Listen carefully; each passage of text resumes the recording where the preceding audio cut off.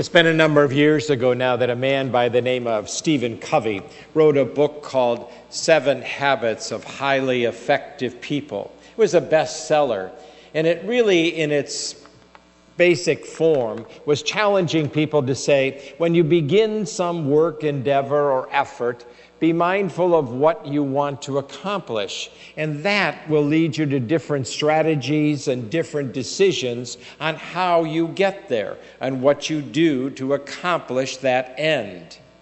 One of the particular habits he suggests is you begin with that end in mind seem particularly relevant to this second reading from St. Paul. Paul is asking us to adopt another perspective. Now, at first, when you hear his words, you might dismiss them. They seemed, abrupt. They seemed harsh. Let me remind you of them. He said, from now on, let even those who have wives be as those who have none, and those who mourn as if they were not mourning, or those who are rejoicing as if they were not rejoicing, and those who buy as though they had no possessions, and those who deal with the world as if they had no dealings at all with it.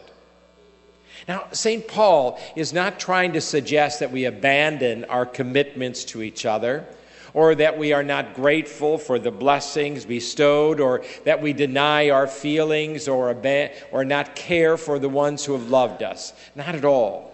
What he is telling us, saying, put a new vision, a new perspective on all of those things. It will change the way you look at yourself, the way you see your relationships with others, and even how you see the future. Now, for many people, the losses they have endured and the uncertainties they feel about the future has really robbed them of any, true hope and honest joy and happiness. So what Paul is reminding us is he is trying to tell us very simply that you can live with hope. And we might want to frame it as a question.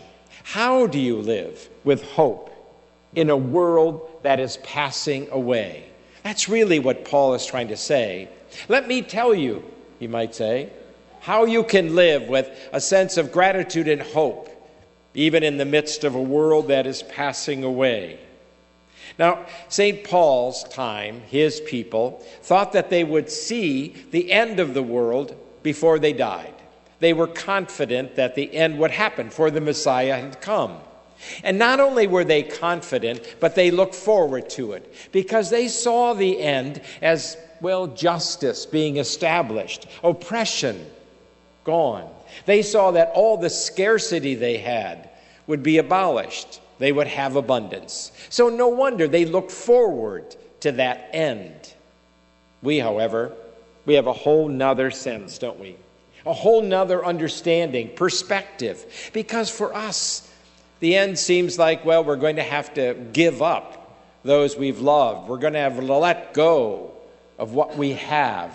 We're going to have to forget who we are and all that we have accomplished in life. That is really why so many of us feel discouraged, or we lack a hope about the future. So Paul, although he was wrong in the timing of the coming, is still right in the way we look at the new coming. He is trying to say to us, and in fact inviting us, there's another option here. We don't have to feel overwhelmed by the loss, discouraged by the future. He is trying to convince us that although the world is passing away, he gave us a little phrase before. He said, do some good. Do something with this goodness you have. So he is trying to say, look at the relationships you have, see what you own and possess, and then recognize what you've accomplished now with a new light. For example, he would say to us, look at those relationships you have and recognize that really they are gifts of God who has sent those people into your life. And then cherish them all the more because they are so fragile, because they are passing away. He would say to us, hold on to them, but don't control them. See the goodness they bring to you and let them touch your heart.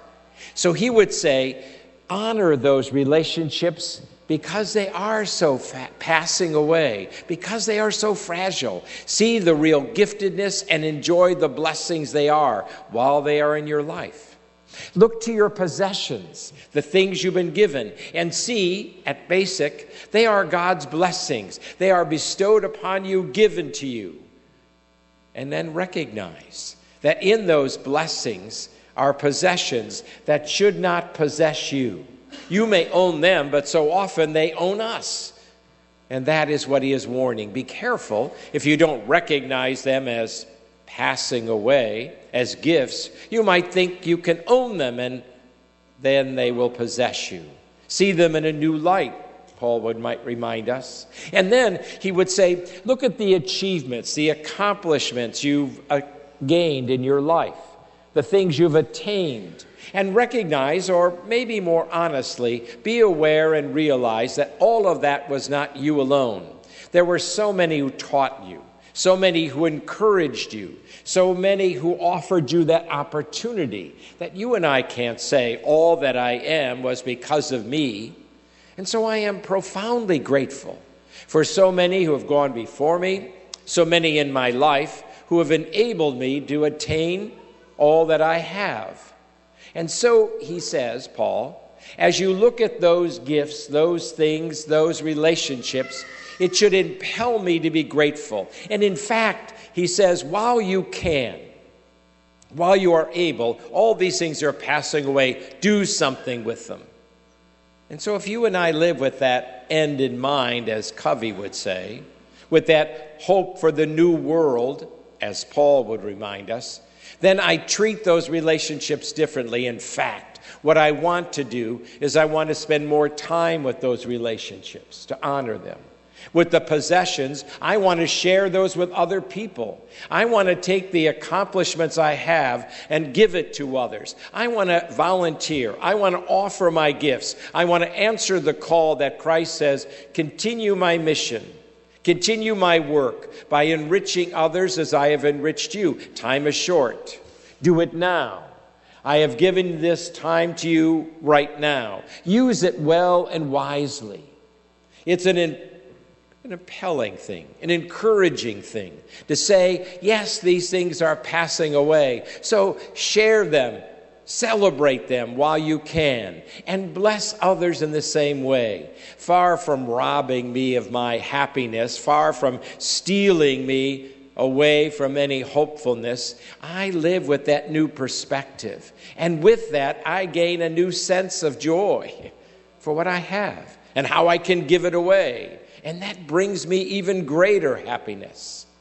That's how Paul would tell us. We live with the end in mind, or maybe how you and I would discover how you live in a world that is passing away and still find great hope.